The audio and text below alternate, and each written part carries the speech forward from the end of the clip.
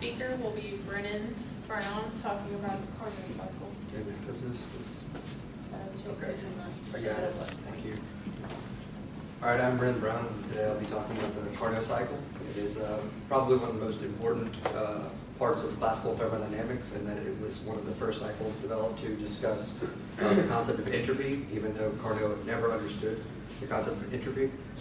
It was developed by Sadie Carnot, that's his full name, but he went by Sadie, which is not a woman's name. And he was born in 1796, and he actually published his book, which is Reflections on the Motive Power of Fire and Machines Fitted to Develop That Power, which is a mouthful, and probably why his book never sold. But he published that when he was only 29 years old, and it was actually groundbreaking, other than the fact that it used what was then at the time considered to be reasonably acceptable theory, which was the caloric theory of heat, but was actually not an acceptable theory. And years later, they developed the mechanical theory of heat, which is what we use now. But that was all developed, and became more cemented within the 10 years after the book was written. Unfortunately, Carnot, he was struggling with his mental health at the time, and so did not, begin to amend his theory. And so it pretty much, he went by the wayside. In fact, no one really read his book to the point that, years later, 20, 30 years later, Kelvin and Clausius were trying to find copies of his book. They couldn't actually find them, they had to hunt them down. Took quite a search just to find a copy because no one actually, wanted it. But in the end, in 1834, 10 years later, Clapeyron went back and wrote the book again using the more modern theory of mechanical theory of heat, and developed a much better understanding, and that was actually what laid the framework for much of the thermodynamic advancements in the classical thermodynamics over the next couple decades.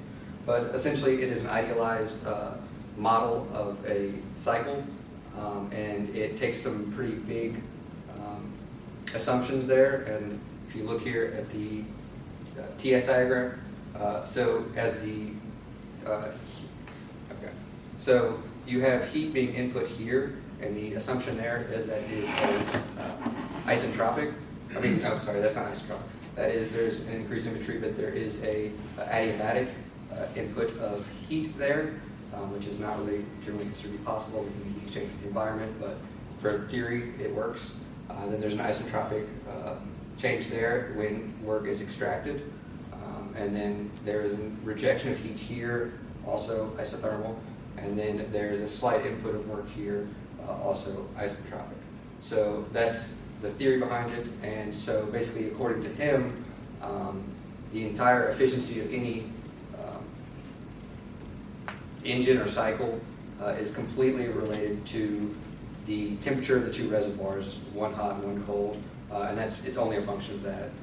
And regardless of working fluid or the conditions of the cycle or the engine, that is the efficiency of it is related to that. Which at the time he was trying to develop these concepts because they were using very primitive steam engines, which were operating at 3% efficiency, but that was top notch. They were like, wow, we can extract all this power from burning wood and coal, but really they were not at all efficient. And even still now, the most efficient theoretical engine, like the Stirling engine, which you can build one, but they're not really cost effective. Even still is only operating like 50% Carnot efficiency, so it's really not useful in evaluating the real efficiency of an engine, since none are going to nearly achieve that. But certainly for theoretical thermodynamics, it was very useful, and then led to a lot of later developments. So like I said, Clapeyron went back and rewrote the book 2 years after Carnot's death, but 10 years after he actually published the work.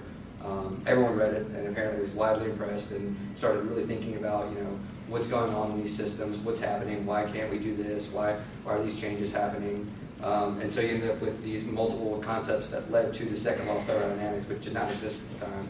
So you had Clausius, who goes forth and says that in order for you to move energy or heat from a cold reservoir to a hot reservoir, something else has to happen. You can't move from cold to hot without doing something else. He doesn't define what that something else might be, but he knows something else changes. And then Kelvin goes forth and says, that you can't extract work by moving heat from a cold reservoir to a hot reservoir. And that there can be no mechanical extraction from that. And those basically agree with the Carnot theory.